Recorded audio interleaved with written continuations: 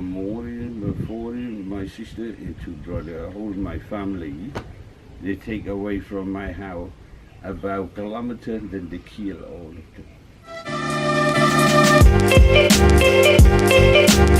What's up guys? Welcome to another vlog. Hope you guys are having an awesome day. For me, it's one of those mornings where I have to run my errands, do my laundry, pretty big bags, been more than a week. I've ran out of money again, so now I've got to withdraw money and exchange it. So this is my 5th day in Siem Reap now. Time's flown and I need to move on to the next place. So I also need to find out how to get into Laos, visas on the border, you know, which bus, how long it's gonna take, and all that kind of stuff this morning. Free delivery? Can you stay? Okay, one villa. Thank you. Bus to Laos. Go border because I don't have visa, so you have to go through border. 72. Okay. So the place where I was booking my bus ticket, they did currency exchange, but it was only 70 cents per the Australian dollar. So that was a bit low. So I walked down, you know, 300 meters, and then they did it for 72 US cents for the Australian dollar. I only exchanged 100 bucks, but that extra $2 gets me lunch. So even $1 goes a long way in this place, and now I know where to go if I want to exchange a bit more money. To Forsasan Island, leaving on tomorrow. Yep. 8 o'clock from the bus station. Just sit number 9. Maximum 500. I want to withdraw a lot more than that. $5. Oh my fucking god! It just ate my card. This fucking ATM just ate my card because I took too long and it timed out because I was thinking about which currency to withdraw. What the fuck? It's a good thing I have 2 cards. Fuck.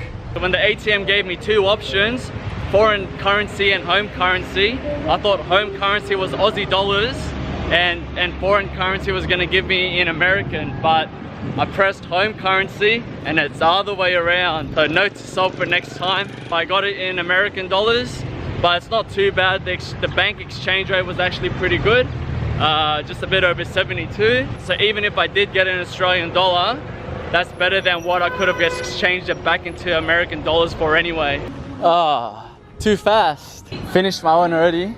My bus tomorrow, I go to Laos and I leave 8 o'clock in the morning. Yeah, tonight okay? Oh, what a morning. I was too cheap to pay for a tuk-tuk, so I've been walking around and going down like the main streets and trying to find, you know, ATM places, laundry places, places to exchange money, places to eat, and then, you know, I was eventually able to find all of them. Luckily they're all like sort of in a block area along this main strip, but that ATM actually dispensed $100 US notes. First time I've seen one, and I didn't know. Pretty fancy gold 100 on it.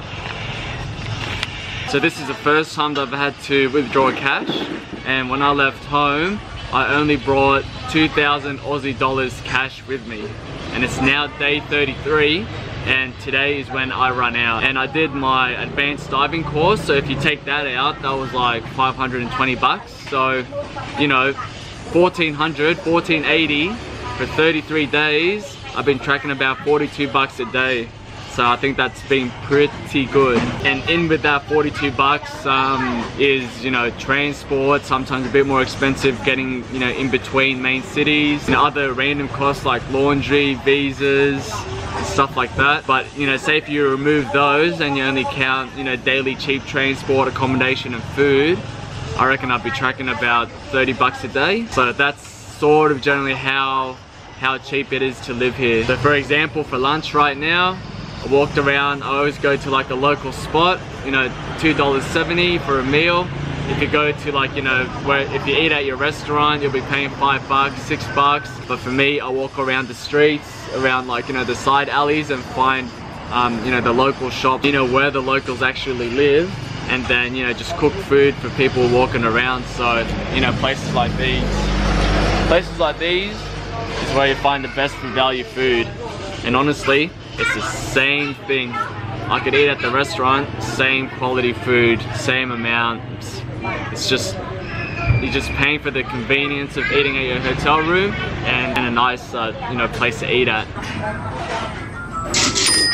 So today we're just gonna go around around the city. We're gonna go to a war museum and then visit a pagoda where all the monks hang out in the city, so that should be pretty interesting.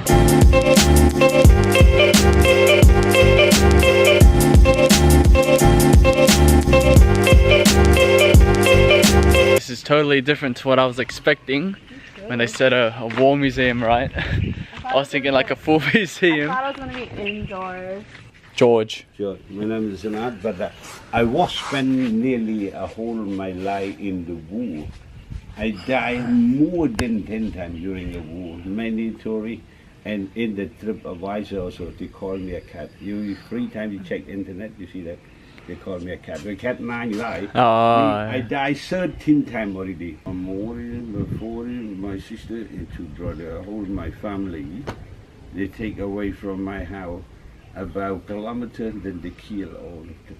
1975 to 1979, I left myself around 4 years. I eat a cricket, grasshopper, frog, sparrow, crab, butterfly, beehive. The machine gun.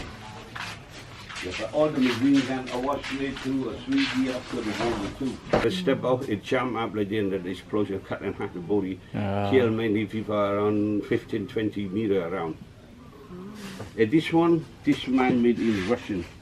This mine, you stuck on the ground like this, had to connect like this, you with the trip wire. Some people walking and trip a wire, it explosion. You see this?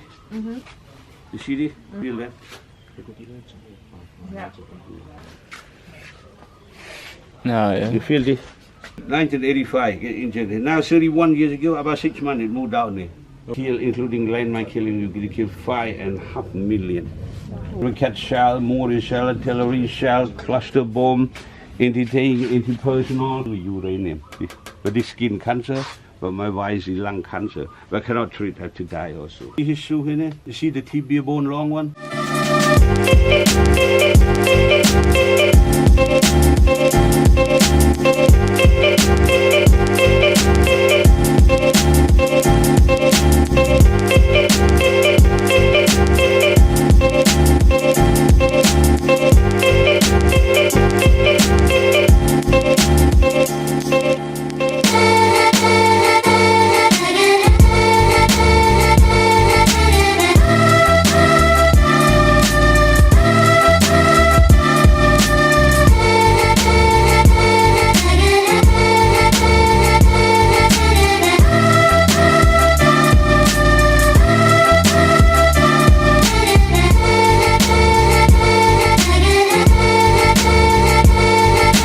This is one of the very few museums that you could even hop on these tanks, hold the guns, hold the grenades.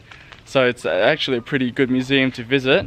I definitely recommend it. The tour guides are free, but then at the end, you obviously, it'd be nice to tip him. The guy that we had, you heard some of his stories. He lived through the Khmer Rouge, 1975 to 1979, and he showed us like all the shrapnel that's in his body, the ball bearings that are still sticking out of his arm and in his leg, how they moved down, like, his arm after a couple of years.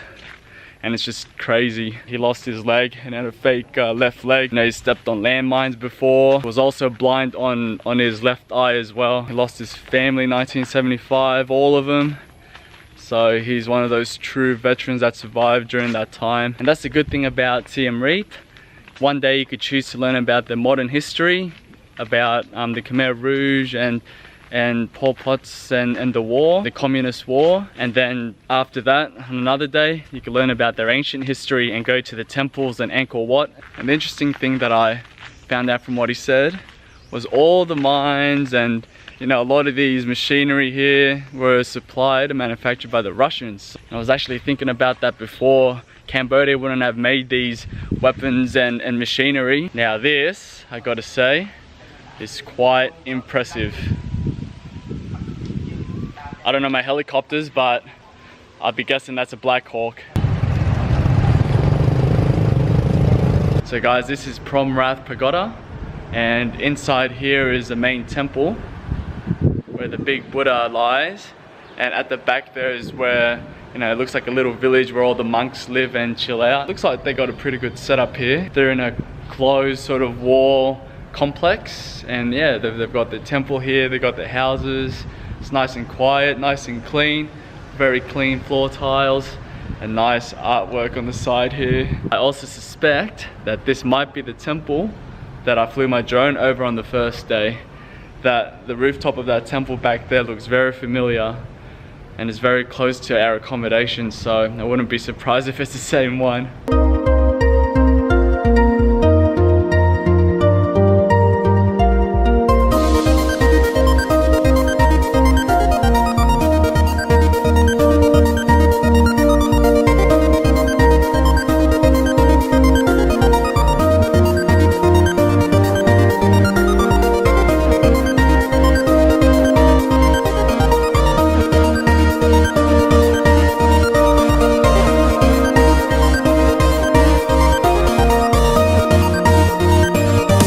One young what? Only 25 bucks. I'm pretty sure that's illegal.